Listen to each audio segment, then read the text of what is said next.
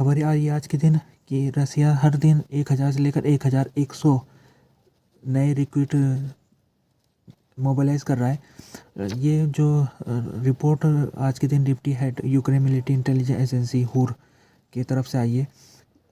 बात की जाए तो ये जो भर्ती हो रहे हैं, ये माना जा रहा है ये जो रसिया के गरीब इलाके होते हैं जहाँ पर पोवर्टी है, वहाँ से ज़्यादातर नौजवानों को ले जाया जा रहा है और उनको सेना में भर्ती किया जा रहा है। और एक महीने में लगभग उनकी जो सैलरी है वो $1500 से $2000 के बीच में है, जो कि काफ़ी सही है। जहाँ पहले वो रहते थे वहाँ के मुकाबले उनकी जो सैलरी है सेना में जाने के बाद 10 गुना बढ़ गई है। अभी एक खबर भी आई थी, उसको ब्रिटेन की जो डिफेंस मिनिस्ट्री है उसने जारी किया था और उसमें ये पता लगाया गया था कि जो रसिया की कैजुअल्टी है वो बढ़ती जा रही है। यानी कि जो 2022 की जो कैजुअल्टी है, जब लड़ाई जिस साल शुरू हुई थी, उसके मुकाबले 2023 की कैजुअल्टी हर दिन 300 ज़्यादा बढ़ गई है।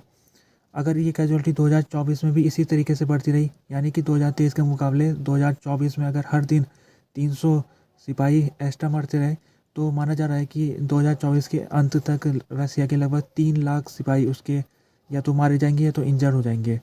तो रसिया में जो कैजुअल्टी फिगर है वो बढ़ता जा रहा है और उसकी वजह ये है कि रसिया जो है वो नौसिखियों को सेना में भर्ती कर रहा है। और जो उसके जो टैलेंटेड थे, जो प्रोफेशनल सोल्जर थे, वो 2022 में कई तो उनकी मौत उस समय हो गई थी। तो इस समय रसिया में प्रोफेशनली सोल्जर उसकी कमी पड़ गई है। तो रसिया अभी उसको डिपेंड होना पड़ रहा है नौसिखियों के ऊपर। आज के दिन यूके के डिफेंस सेक्रेटरी ग्रैंड सैप ने स्पीच दी है, जो बहुत महत्वपूर्ण स्पीच बताई जा रही है। इसमें उन्होंने कहा है कि जो 2024 है वो इन्फ्लेक्शन पॉइंट होने वाला है, ये बहुत महत्वपूर्ण साल होने वाला है और ये एक बहुत डेंजरस साल भी हो सकता है। उन्होंने कहा जैसे कि हमको जियो पॉलिटिक्स में दिख रहा है कि जो कुछ अभी गाजा में हो रहा है, जो कुछ यूक्रेन में हो रहा है, तो उन्होंने कहा है ये आने वाले समय में हो सकता है कि कुछ देशों से हमको खतरा हो सकता है। और उन्होंने उन देशों का नाम भी बताया, जैसे रसिया से खतरा आ सकता है, चाइना, ईरान, नॉर्थ कोरिया, ये कुछ इलाके हैं जहाँ से ब्रिटेन को खतरा हो सकता है। उन्होंने कहा है कि आने वाले समय में उन्होंने लगभग 5 साल का समय दिया है। ग्रैंड सैप कहते हैं 5 साल का समय हमारे पास तैयार होने के लिए। उन्होंने कहा है हमारी सरकार ने तैयारी करनी शुरू कर दी और हमने जो अपना डिफेंस बजट है उसको जीडीपी का 2.5% बढ़ा दिया है। उन्होंने कहा है कि जो हमारे नेटो एलाइज हैं उनको भी ऐसे ही करना चाहिए। आगे वो कहते हैं कि हम इस साल नेटो में 20,000 सिपाहियों को भेजेंगे ट्रेनिंग करने के लिए, जो कि कोल्ड वार के ख़त्म होने के बाद सबसे ज़्यादा आंकड़ा है ये ब्रिटेन की, जो आज की तरफ से घोषणा की गई है।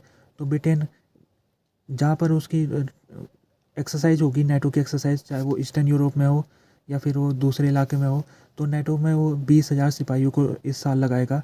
और साथ में उसके जो मिलिट्री इक्विपमेंट है, चाहे वो एयरक्राफ्ट हो गई या फिर हेलीकॉप्टर हो गई या सबमरीन हो गई, इन चीज़ों को भी वो ट्रेनिंग में लगाएगा। और जो एक्सरसाइज है उसमें कोशिश ये एक्सरसाइज करने की कि जो लड़ाई अगर शुरू हो जाती है तो कोऑर्डिनेशन सही तरीके से हो सके नेटो मेंबर्स में आपस में। तो उसी की तैयारी के लिए ब्रिटेन ने आज ये उसने कहा है कि हम ये पूरी तैयारी है, क्योंकि हमको पता है कि अगर हम अभी तैयार नहीं हुए तो फिर हमारे लिए आने वाले समय में बहुत दिक्कत हो सकती है। तो हमको बिल्कुल अभी 2024 हमारे लिए आखिरी साल है, ये आखिरी ऐसा साल है जिसमें हमको बस, अगर इस साल में हमने समझ लिया चीज़ों को और हमने उसकी प्रिपरेशन कर दी ढंग से, तो हम आने वाले समय में किसी भी चुनौती से निपट सकते हैं। लेकिन अगर हमने 2024 को ऐसे ही जाने दिया और कुछ काम नहीं किया तो फिर हमारे लिए बहुत दिक्कत शुरू हो सकती है। यूक्रेन ने कहा है कि आज के दिन उसने रसिया का A-50 स्पाई प्लेन को शूट डाउन कर दिया है और IL-22 कमांड एयरक्राफ्ट को भी शूट डाउन कर दिया है। तो ये जो यूक्रेन ने शूट डाउन किया है ये सी ऑफ एजोव के इलाके में क्या है। यूक्रेन के कमांडर है कर्नल जनरल ओलेक्जेंडर सिर्स्की। उन्होंने कहा है कि जो इस समय रसिया कोशिश कर रहा है खैरसन को अपने पास लेने की। खैरसन इस समय 2 भागों में बटा हुआ है। ईस्ट खैरसन रसिया के पास है और वेस्ट खैरसन यूक्रेन के पास है। बीच में दिनीप्रो रिवर बहती है, तो दिनीप्रो रिवर ने इन दोनों क्षेत्र को आपस में बांटा हुआ है। तो रसिया क्या कर रहा है, दिनीप्रो रिवर के वेस्ट में भी जाना चाह रहा है, जो यूक्रेन का क्षेत्र है उसको कब्जे में लेना चाह रहा है। तो उसी के बारे में चेतावनी आज कर्नल जनरल ओलेक्जेंडर सिर्स्की ने दी है। उन्होंने कहा है कि रसिया सेकेंड एनिवर्सरी जब होगी लड़ाई की, यानी कि फरवरी 2024 में रसिया यहाँ पर कुछ सरप्राइज अटैक कर सकता है खैरसन के इलाके में।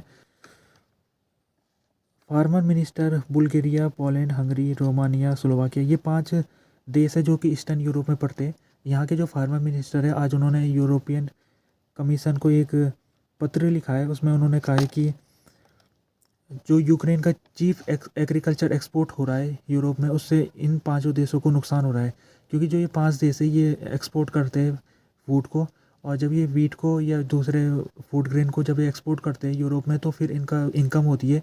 लेकिन जब से यूक्रेन को परमिशन मिल गई है यूरोप में एक्सपोर्ट करने की, तब से इन पाँचों देशों के जो किसान हैं वो एक्सपोर्ट नहीं कर पा रहे अपना अनाज को।